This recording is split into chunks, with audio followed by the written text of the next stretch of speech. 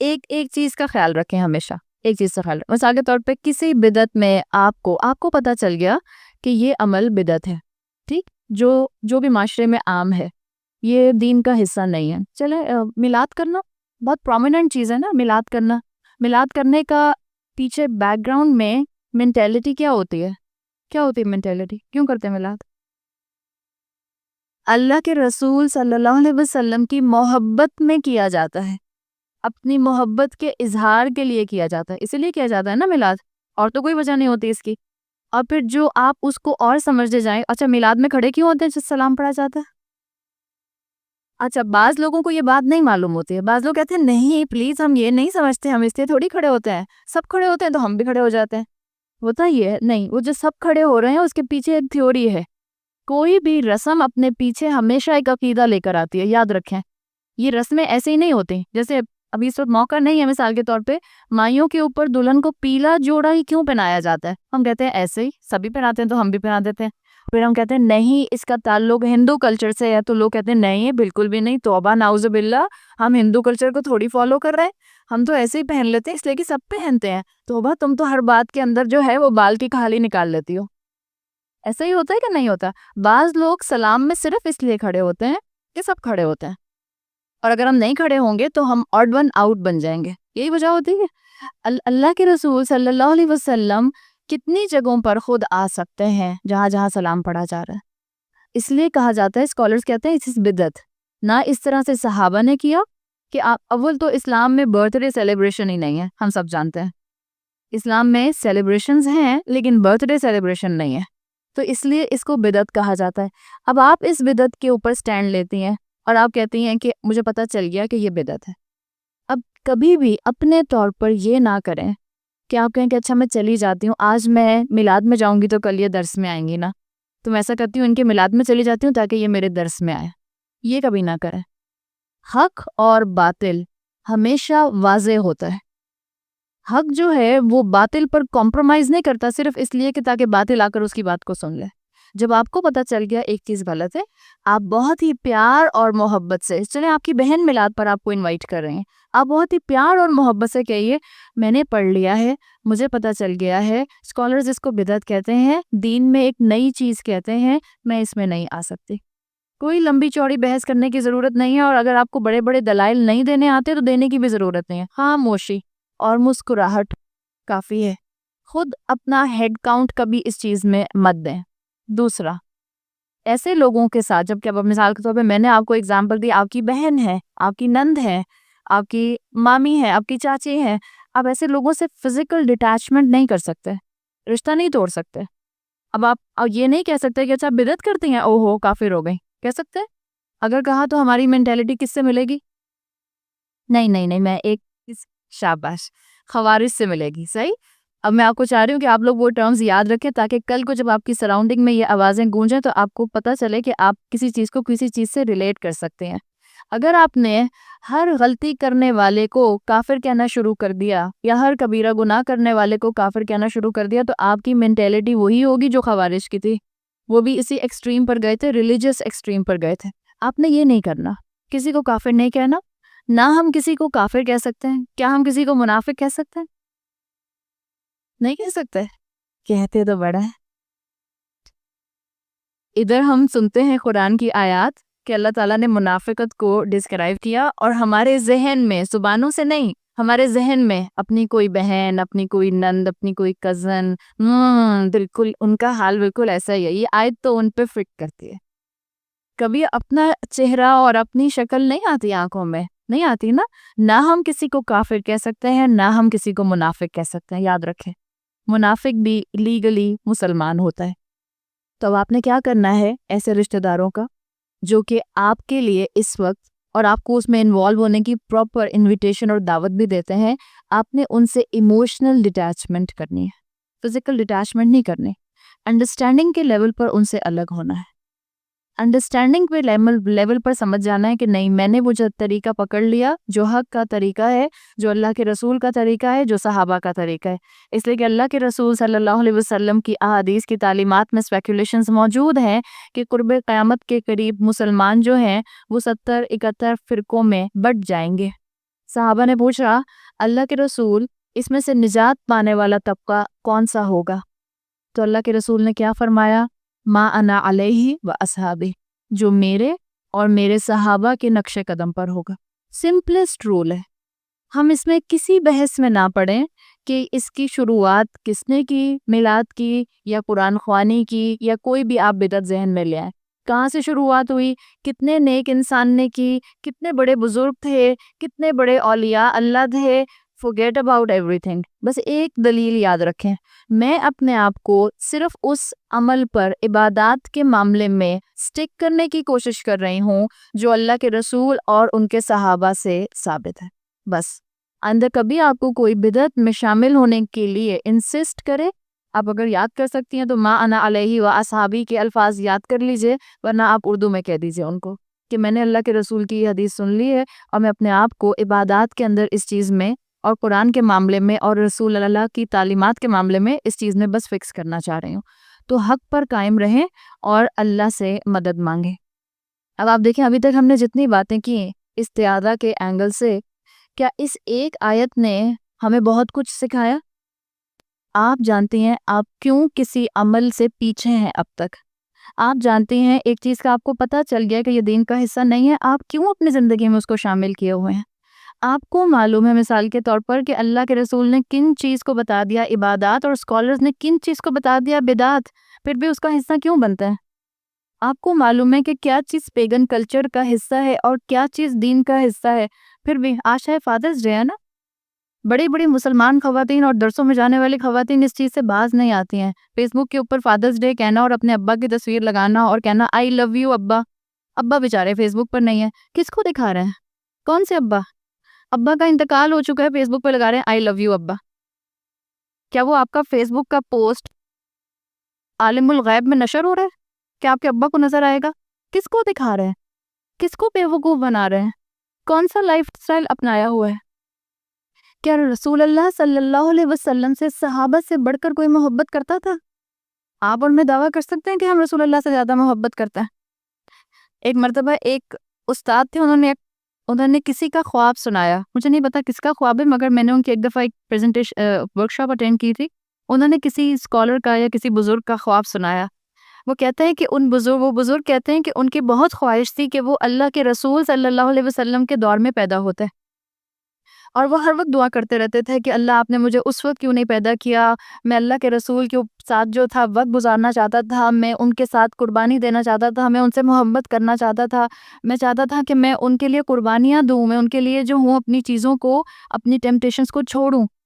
تو کہتے ہیں کہ وہی بزرگ بتاتے ہیں کہ اللہ نے مجھے ایک مرتبہ ایک خواب دکھایا، اور کہتے ہیں کہ انہوں نے خواب یہ دیکھا کہ وہ ایک جیپ میں جا رہے ہیں، اور اس جیپ میں پیچھے کی طرف یہ سب لوگ بیٹھے ہوئے ہیں، اس جیپ میں یہ کہتے ہیں کہ میں بھی بیٹھا ہوا ہوں اور صحابہ بیٹھے ہوئے ہیں اور رسول اللہ صلی اللہ علیہ وسلم بیٹھے ہوئے ہیں، اور یہ جیپ جو ہے یہ کسی پہاڑی علاقے پر جا رہی ہے۔ اگر آپ نے کبھی پہاڑی علاقے پر جیپ کا سفر کیا ہو، جیسے جو پاکستان میں ناردرن ایریاز میں لوگ جاتے ہیں، اگر آپ کبھی سیف الملوک گئے ہوں تو وہاں پر کچی سڑک ہے نا، بس اتنا ہی راستہ ہے کہ وہ جیپ کا ویل جو ہے وہ ایج ٹو ایج چل رہا ہوتا ہے۔ تو کہتے ہیں کہ میں نے خواب دیکھا کہ بہت کچا سا راستہ ہے اور اس کے اوپر جیپ پہاڑ کے اوپر جا رہی ہے، اور تھوڑی دیر میں آواز آتی ہے ڈرائیور کی طرف سے کہ گاڑی کا ٹائر پنکچر ہو گیا ہے جیپ کا، تو ہمیں ٹائر اس کا بدلنا ہوگا۔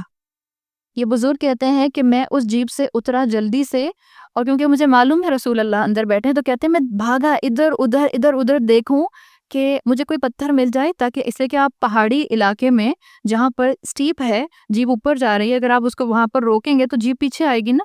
تو یہ بزرگ کہتے ہیں کہ میں پریشانی میں یہ سوچ کے اپنے خواب میں جیپ سے اترا کہ میں کوئی پتھر جلدی سے لے کر آؤں تاکہ میں اس جیپ کے ویلز کے سامنے لگا دوں تاکہ جیپ پیچھے نہ جائے، اس میں رسول اللہ بیٹھے ہوئے ہیں۔ تو وہ کہتے ہیں کہ جتنی دیر میں ڈھونڈ کر پتھر لے کر آیا، میں نے دیکھا کہ 4 صحابہ اپنے سر ان ویلز کے ساتھ لگا کر اس جیپ کو روکے ہوئے ہیں۔ آپ اور میں سوچ نہیں سکتے کہ وہ صحابہ کیسی محبت کرتے تھے رسول اللہ سے، ہم اندازہ نہیں کر سکتے، اور ہم کہتے ہیں کہ اللہ کے ہم اس دور میں ہوتے تو ہمارے لیے دین پر عمل کرنا کتنا آسان ہوتا۔ یہ سب باتیں ہیں، بالکل آسان نہیں ہوتا، ہم اکسٹمڈ ہی نہیں ہیں اس طرح سے، ہمارے دل کے اندر وہ جذبات ہی نہیں ہیں، ہمارے دل میں وہ محبت، وہ لیول آف کنوکشن، وہ لیول آف افیکشن ہے ہی نہیں، ہم صرف دعوے کرنے والے ہیں، ہم صرف باتیں کرنے والے ہیں. ہم سے آپ یہ کہہ دیں لاکھوں درود اور لاکھوں سلام، اور ایک مرتبہ اللہ کے رسول صلی اللہ علیہ وسلم کی آپ کی اور میرے سامنے حدیث آ جائے اور آپ سے کہا جائے کہ آپ کی چائے میں جو افطاری میں مکھی گر گئی ہے اس کو پورا ڈبوئیں اور نکال کے پی جائیں، پئیں گے؟ کیا کہا ہے اللہ کے رسول نے کہ تمہارے مشروب میں، تمہارے پینے کی چیز میں اگر مکھی گر جائے تو اس کو پورا ڈپ کرو. اور آج سائنس بتا رہی ہے کہ مکھی کے ایک پر میں جو ہے وہ آپ کے لیے بیکٹیریا ہے اور ایک میں شفا ہے. اللہ کے رسول نے کہا ہے. سائنس نہ بھی بتاتے، آپ کا خیال ہے صحابہ کہتے نہیں پہلے پروف کرو پھر کریں گے یہ کام؟ وہ پروف نہیں مانگا کرتے تھے. وہ یہ نہیں کہا کرتے تھے یا رسول اللہ اس کا ریپرکشن کیا آئے گا، یا رسول اللہ اس کے کنسیکوینسز کیا ہوں گے. نہیں، ادھر حکم آتا تھا ادھر عمل کرتے تھے، ادھر حکم آتا تھا ادھر عمل کرتے تھے، اس لیے کہ ان کو یقین تھا کہ یہ اللہ کے رسول جو کہہ رہے ہیں یہ حق ہے. ان کو یقین تھا کہ میں اللہ کے سامنے کھڑا ہوں گا اور حساب دوں گا. ان کو یقین تھا کہ اگر آج ہم نے رسول اللہ کی بات مانی تو قیامت کے دن اللہ کے سامنے کھڑے ہو کے جو مالک یوم الدین ہے وہ ہمارا حساب آسان کرے گا. اگر ہم نے رسول اللہ کا کلمہ اور ان کی بات بلند کی. ہماری چائے میں مکھی گرتی ہے اور ہم سے کوئی سامنے والا کہتا ہے کہ پوری ڈبو کے باہر نکال دو، سنت ہے. ہم کہتے ہیں نہیں صرف ورجن ہوتا ہے، میں نہیں کر سکتے. ہم پیتے ہیں وہ چائے دوبارہ، چاہے ہم لوگوں کو پریٹینڈ بھی کر دیں کہ ہم پی رہے ہیں، ہم جا کے سنک میں پھینک کے آتے ہیں. یہ ہمارے ایمان کا حال ہے. اور پھر ہم کہتے ہیں کہ ہمیں اللہ پر بہت توکل ہے، ہمیں رسول اللہ سے بہت محبت ہے، اور ہماری محبتوں کے نعرے دیکھا کریں جو ربیع الاول کے مہینے میں پورے شہر میں گونج رہے ہوتے ہیں. ہرے جھنڈے لگانے کے ماہر، ہری لائٹس لگانے کے ماہر، اور ڈسکو نعتیں پڑھنے کے ماہر. کون سا دین اور کون سا رسول اور کون سی محبت اور کون سا میلاد؟ کس رسول کو فالو کر رہے ہیں؟ کون سے صحابی نے یہ ڈانسنگ درویش کا کلچر نکالا؟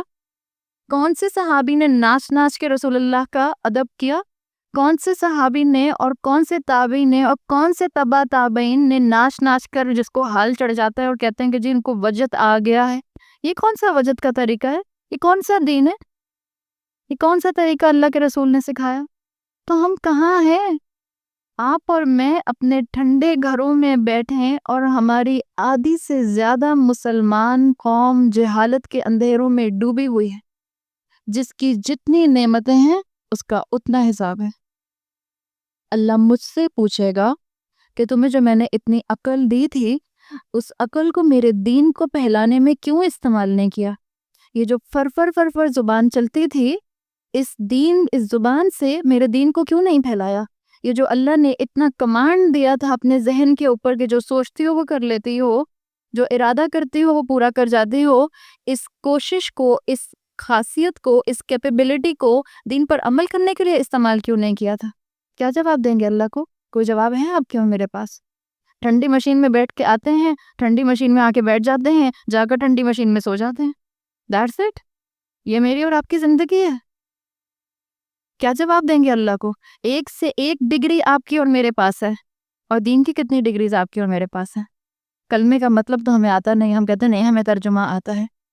سورہ فاتحہ ابھی ہم نے سمجھنی شروع کی، آج 13واں دن ہے، ہم تیسری آیت سمجھ رہے ہیں، اور ابھی بھی اس کے اندر اتنی گہرائی باقی ہے کہ آپ خود اندازہ کر سکتے ہیں کہ ہم ابھی کتنا دین کے علم میں پیچھے ہیں. کیا جواب دیں گے اللہ کو؟ کیا جواب دیں گے ان نعمتوں کا؟ رسول اللہ صلی اللہ علیہ وسلم کی حدیث کا مفہوم آتا ہے کہ ابن آدم کے قدم قیامت کے دن اپنے جگہ سے ہل نہیں سکیں گے جب تک کہ وہ 5 چیزوں کا جواب نہ دے دے. اللہ نے جو زندگی دی تھی اسے کہاں لگایا؟ کیسے گزارا؟ کس لائف سٹائل کو فالو کیا؟ ہندوؤں کو فالو کیا؟ کرسچنز کو فالو کیا؟ یہودیوں کو فالو کیا؟ یا صحابہ اور رسول اللہ کو فالو کیا؟ کس کو فالو کیا؟ یہ جو زندگی میں اللہ نے تم کو عمر دی تھی، اور عمر میں خاص طور پر جوانی دی تھی، یہ جوانی کی انرجیز کہاں لگائیں؟ کس چیز کو ڈینائی کرتی رہیں؟ کہاں انرجیز ویسٹ کرتی رہیں؟ کیا پلاننگ ہوتی رہی؟ کیا چیز جو تھی وہاں پر اپنا وقت لگتا رہا؟ اللہ اس جوانی کا خاص سوال کرے گا. جس وقت آپ کی توانائیاں اپنے بوم پر ہوتے ہیں، اپنے عروج پر ہوتی ہیں، جب آپ دین اور دنیا کو ساتھ ساتھ لے کر چل سکتی ہیں، لیکن آپ نے اپنا سارا ایفرٹ دنیا کو دیا. کیوں؟ اس لیے کہ دین پڑھ کے تو بظاہر کوئی پیسہ بنتا ہوا اور اسٹیٹس ڈیولپ ہوتا ہوا اور زندگی میں انسان فلرش ہوتا ہوا نظر نہیں آتا. ہاں دنیا بنتی ہے تو انسان ترقی کی سیڑھیوں پر چڑھتا ہوا اپنے آپ کو محسوس کر رہا ہوتا ہے. تو دین کو کون پوچھتا ہے؟ دین پر عمل کر کے آج کیا مل جائے گا؟ دین پر عمل کر کے تو مجھے جو ہے وہ بہت سے بہت ٹیررزم کا ایک لیبل مل جائے گا، ٹیررسٹ کا لیبل مل جائے گا. ہم تو ان چیزوں سے ڈرتے، یہ ہمارا حال ہے. ہمارے دل میں خوف بیٹھا کہ کہیں کوئی مجھے ٹیررسٹ نہ کہہ دے.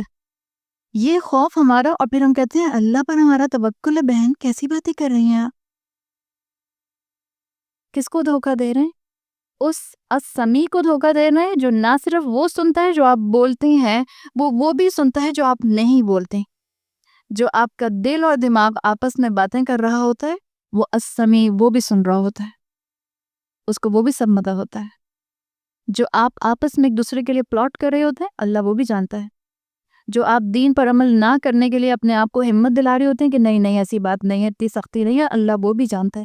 جو آپ اپنے اندر اسٹرینتھ جمع کر رہی ہوتی ہیں کہ نہیں میں اچھی مسلمان بنوں گی، میں اپنے اسکول میں اپنے یونیورسٹی میں اپنے کالج میں اپنی جاب پلیس پر، میں اپنے گھر میں اپنے خاندان میں مومنہ بنوں گی، اللہ سب دیکھ رہا ہوتا ہے. آپ میں سے ہر ایک کو جواب دینا ہے کہ آپ نے اپنی جوانی کہاں گزاری. اللہ نے تھیوریٹیکلی قرآن مجھے اور آپ کو دیا، اور پریکٹیکلی رسول اللہ صلی اللہ علیہ وسلم نے اس کو عمل میں مجھے اور آپ کو لا کر دکھا دیا کہ آپ نے اور میں نے زندگی میں اس کو نافذ کیسے کرنا ہے. وہ نبی الرحمہ جنہوں نے ہر اینگل سے آپ کو اور مجھے تربیت کرنے کا معاملہ جو ہے حق ادا کر دیا. اتنا ڈیٹیل میں اپنی زندگی کھول کر رکھ دی جتنی ڈیٹیل میں اپنے والد کے بارے میں بھی نہیں جانتی، میں اپنی والدہ کے بارے میں بھی نہیں جانتی. اتنی ڈیٹیل میں رسول اللہ صلی اللہ علیہ وسلم نے سارے معاملات آپ کے اور میرے سامنے کھول دیے، صرف اس لیے تاکہ اللہ کے رسول اپنا پہنچا دینے کا حق ادا کر دیں. کل کو کوئی یہ نہ کہہ سکے کہ مجھے نہیں معلوم تھا. ایک ایک چیز کی گائیڈ لائن موجود ہے. تو پھر کون گواہی دے گا آپ کے اور میرے خلاف قیامت کے دن؟ یاد رکھیں کیا آتا ہے سورہ فرقان کے اندر، وہ رسول جس نے کوئی حصہ زندگی کا نہیں چھوڑا کہ جس کے بارے میں نہ بتایا ہو کہ عمل کیا کرنا. وہی رسول اللہ صلی اللہ علیہ وسلم جن کی شفاعت حاصل کرنے کے لیے ہم سب امیدوار ہیں، اور ہم سب بڑے بڑے دعوے کرتے ہیں اور بڑی بڑی نعتیں پڑھتے ہیں کہ کس طرح کا جملہ ہم بولتے ہیں. اس کا مفہوم یہ آتا ہے کہ اللہ کے رسول نے نعوذ باللہ اپنی کالی کملی، اپنی کالی چادر کے اندر میرا نامہ اعمال چھپا لیا تو اللہ نے دیکھا نہیں. ہم کس کے اوپر کس طرح کا الزام لگا رہے ہیں؟ اللہ کے اوپر یا رسول اللہ کے اوپر؟ یا اس طرح کا مفہوم رکھنا کہ ہم نے مدینہ کے اندر بغیر عین کا عرب دیکھا. بغیر عین کا عرب کیا ہوگا؟ کیا یہ شرک نہیں ہے؟ مجھے اس وقت اس کا ایگزیکٹ شعر کا انداز یاد نہیں آ رہا، بٹ یہ ہماری شاعری ہے، ہماری اردو پوئٹری ہے، اور آپ کے سارے نعت خواں جھوم جھوم کر یہ پڑھ رہے ہوتے ہیں، اور سب خواتین لہک لہک کر سن بھی رہی ہوتی ہیں، اور یہاں سے وہاں گجرے پہن کر اور پھار پھول پہن کر اور فل فلیج میک اپ کے اندر جو ہیں وہ اس محفل میں بیٹھی ہوئی ہوتی ہیں. جس نبی کی سنت ہمیں یاد نہ ہو کسی بھی اینگل سے، زبان سے ہم ورد کرتے رہیں اس کا اور کہتے رہیں کہ ہماری لاکھوں جانیں آپ پر قربان اور ہماری لاکھوں زندگیاں آپ پر قربان، وہی نبی قیامت کے دن آپ کے اور میرے خلاف گواہی دیں گے. کبھی سوچا ہے؟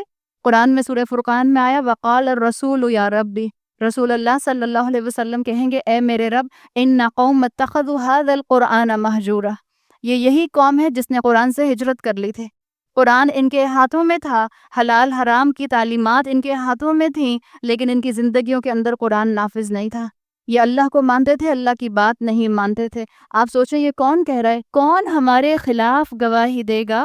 رسول اللہ صلی اللہ علیہ وسلم ہمارے خلاف گواہی دیں گے کہ اللہ اس قوم نے اپنی زندگی میں قرآن کو ابینڈن کر دیا تھا، قرآن کو چھوڑ دیا تھا. ہم سب پیچھے مڑ کر اپنی زندگی میں پلٹ کر دیکھیں، کیا میری زندگی کا ہر قدم اس قرآن کے مطابق ہے؟ کیا میری زندگی میں اس قرآن کی کوئی اہمیت ہے؟ کیا میں اس قرآن کو صرف رمضان میں کھولتی ہوں؟ کیا میں اس قرآن کو صرف اور صرف کسی کے مرنے پر کھولتی ہوں؟ کیا میں اس قرآن سے صرف اتنا رشتہ رکھتی ہوں کہ اگر کوئی مر جائے اور کسی نے مجھے کہا کہ بہن اتنے پارے پڑھ دو تو میں پارا پڑھ دیتی ہوں؟ اس قرآن کو رسول اللہ کہیں گے کہ اس قوم نے چھوڑ دیا تھا، ہجرت کر لی تھی مہجورہ، اس سے رخ موڑ لیا تھا. زندگیوں میں اس کو نافذ نہیں کیا ہوا تھا، اپنی مرضی کی زندگی گزار رہے تھے، اپنی مرضی کا لائف سٹائل گزار رہے تھے۔ جس کتاب کو زندگی گزارنے کے لیے بھیجا گیا تھا اس کو صرف برکت کی کتاب بنا لیا، اس کو بھوت بگانے کی کتاب بنا لیا، اس کو کاروبار میں کامیابی کی کتاب بنا لیا تاکہ اس کو سجا سجا کے اپنے آفیسز کے اندر اور اپنی دکانوں کے اندر جو ہے فریم کرا کے لگایا جائے۔ اس کتاب کو جس کو اللہ تعالیٰ نے عمل کے لیے زندگی کے دیا تھا اس کو قرآن خوانی کی کتاب بنا لیا۔ اس کتاب کو جس کو اللہ تعالیٰ نے دیا تھا کہ اپنے پورے کے پورے 5 فٹ کے جسم پر نافذ کرنا، اسے تعویذ بنا کر اتنا سا 3 انچ کا گلے میں پہن لیا۔ اس کتاب کو میں نے اور آپ نے دلہن کے سر سے گزارا، اور ذرا اسی محفل کے اوپر جس محفل میں دلہن کے سر سے قرآن گزارا جاتا ہے، ذرا ایک نظر پیچھے تو ڈالیے، کیا اس محفل کا حلیہ ہوتا ہے اور کیا اس محفل کا حال ہوتا ہے؟ تو نبی صلی اللہ علیہ وسلم ہماری فیور میں گواہی دیں گے یا ہمارے اگینسٹ گواہی دیں گے؟ آج ہمارا حال تو یہ ہو گیا ہے، ہماری گراوٹ کا حال یہ ہو گیا، اور ہم اتنے احمق اور بے وقوف ہو گئے ہیں مسلمان ہوتے ہوئے کہ آپ فل فلیج مکس گیدرنگ کے اندر شادی کرتے ہیں، فل فلیج دلہن تیار، فوٹوگرافر اور ایک سے ایک کیمرہ مین پھر رہا ہے، اور بیک گراؤنڈ میوزک کے طور پر اسماء حسنیٰ چل رہے ہیں۔ یہ کون سا دین اور یہ کون سا اسلام ہے؟ اسماء حسنیٰ کی ڈیفینیشن آتی ہے، ایک رب کے بارے میں ہم نے جانا تو ہماری روح کانپ گئی، ایک اللہ کی معرفت ہم نے حاصل کی تو ہمارے اندر احساس تھوڑی دیر کے لیے رہا کہ اللہ وہ جو مجھے ایک ایک لمحہ دیکھ رہا ہے۔ آپ 99 نام اللہ کے بیک گراؤنڈ میوزک کے طور پر چلا رہے ہیں اور اللہ کی صفات کا مذاق اڑا رہے ہیں۔ آپ کہہ رہے ہیں اللہ السمیع، اللہ البصیر، اور ذرا حلیہ تو دیکھیں اس محفل کا اور اس دلہن کا اور ایک سے ایک عورت کا۔ ہم کس طرح سے اپنے آپ کو بچائیں گے اس دن جس دن رسول اللہ صلی اللہ علیہ وسلم آپ کے اور میرے خلاف گواہی دیں گے؟ یہ قرآن پڑھ کے قرآن کی محفلوں میں اور درسوں میں سر جھومنا اور سبحان اللہ اور ماشاءاللہ کہنا بڑا آسان۔ زندگی میں کتاب کو نافذ کریں، تب آپ کو پتہ چلے گا قربانی کیا ہوتی ہے، تب آپ کو پتہ چلے گا کہ صحابہ کا ایمان اتنا ہائی لیول اور ہائی رینکڈ کیوں تھا، تب آپ کو پتہ چلے گا کیوں چند صحابہ کو زندگی کے اندر جنت کی بشارت دے دی گئی۔ آخر کیا قربانیاں دی تھیں انہوں نے جو ان کو جنت کی بشارت دے دی گئی؟ اللہ کی صفات کو مذاق مت بنائیں۔ آج آپ اور میں ھذا القرآن مہجورہ کی تصویر بنے ہوئے ہیں۔ ہم نے قرآن سے ہجرت کی ہوئی ہے، ہم نے قرآن سے رخ پھیرا ہوا ہے، اور یہ گواہی ہمارے خلاف رسول اللہ صلی اللہ علیہ وسلم دیں گے۔ کون ہے رسول اللہ صلی اللہ علیہ وسلم؟ جنہوں نے صرف آسمان کی طرف چہرہ اٹھا کر دیکھا تھا، زبان سے کچھ نہیں کہا تھا، صرف مدینہ جا کر جب بیت المقدس کے رخ پر نماز پڑھنی پڑتی تھی صرف اپنا چہرہ آسمان کی طرف کیا کرتے تھے، اور اللہ تعالیٰ نے کہا قد نرا تقلب وجہک فی السماء فلنولینک قبلۃ ترضاها۔ ہم نے آپ کا چہرے کا اٹھنا دیکھ لیا، ہم قریب آپ کو اس قبلے کی طرف پھیر دیں گے جس کو آپ بہت دل سے پسند کرتے ہیں۔ اللہ کے رسول صلی اللہ علیہ وسلم نے ایک لفظ زبان سے نہیں نکالا اور اللہ تعالیٰ نے ان کی دعا قبول کر لی۔ یہ رسول اپنی زبان سے آپ کے اور میرے خلاف گواہی دیں گے اور اللہ نہیں سنے گا؟ خوف سے آپ کے اور میرے رونگٹے کھڑے نہیں ہوتے یہ سوچ کے؟ ڈر نہیں لگتا؟ کیسے آپ اور میں لیلۃ القدر کی راتوں میں سو سکتے ہیں؟ کیسے آپ اور میں لیلۃ القدر اور رمضان کے ہوتے ہوئے، آخری عشرے کے ہوتے ہوئے، زندگی اور صحت کے ہوتے ہوئے عبادات میں دعاؤں میں گڑ گڑا نہیں سکتے؟ کیسے ممکن ہے کہ آپ کو اور مجھے خوف نہ آئے یہ الفاظ سن کر کہ رسول اللہ میرے خلاف گواہی دیں گے؟ کون آئے گا اس وقت وکیل آپ کا اور میرا بن کے؟ کون ہمارا کیس سنبھالے گا؟ کون اللہ سے پھر درخواست کرے گا جب رسول اللہ نے آپ کی اور میری شکایت کر دی؟ تو زندگی کو اپنے حق میں ایسا بنا لیں کہ آپ کی زندگی کے اعمال آپ کے حق میں گواہی دیں کہ اللہ اس بندی نے کوشش کی تھی۔ اللہ میری اور آپ کی کوشش دیکھے گا، اور جو کوشش کرتا ہے وہ پا لیتا ہے، جو کوشش کرتا ہے اس کو مل جاتا ہے۔ تو عمل کے میدان میں آگے آئیں اور انفلوئنس کرنے والی مسلمان بنیں۔ ایک ایک اس کمرے میں بیٹھی ہوئی خاتون اپنے اپنے سرکل کے اندر انفلوئنس کرنے والی مسلمان بن سکتی ہے، چاہے آپ کا کسی بھی عمر سے، کسی بھی ایج بریکٹ سے تعلق ہے۔ بی اے انفلوئنسڈ مسلم۔ آج اس چیز کی ضرورت ہے۔ آج صرف اور صرف نمازیں اور قرآن اور صدقے اور خیرات اور زکوٰۃ بہت دی جا رہی ہے، انفلوئنس کرنے والے مسلمان کہاں ہیں؟ صدقہ دیتے یہاں پر صدقہ دیں گے اور زکوٰۃ دیں گے اور باہر کے ملکوں میں جا کر امبیرس مسلم بن کے رہیں گے. یہاں پر نمازیں پڑھ لیں گے اور روتے پیٹتے ہوئے روزے رکھ لیں گے، اس لیے کہ گھر میں سبھی روزے رکھ رہے ہوتے ہیں. اور جب باہر کے ملکوں پہ نکلیں گے یا اپنی جاب پلیسز پر یا اپنے بزنس پلیسز پر یا اپنے اسکول اور یونیورسٹیز میں جائیں گے تو ہمارا حال حلیہ اور گفتگو کا انداز ہی بالکل الگ ہوگا. تو ہم کس کو دھوکہ دے رہے ہیں؟ اپنے آپ کو یا اللہ کو دھوکہ دے رہے ہیں؟ جاگنے کی ضرورت ہے. جاگیں اور جگائیں، جاگیں اور جگائیں. رسول اللہ کی زندگی کا یہی کام تھا.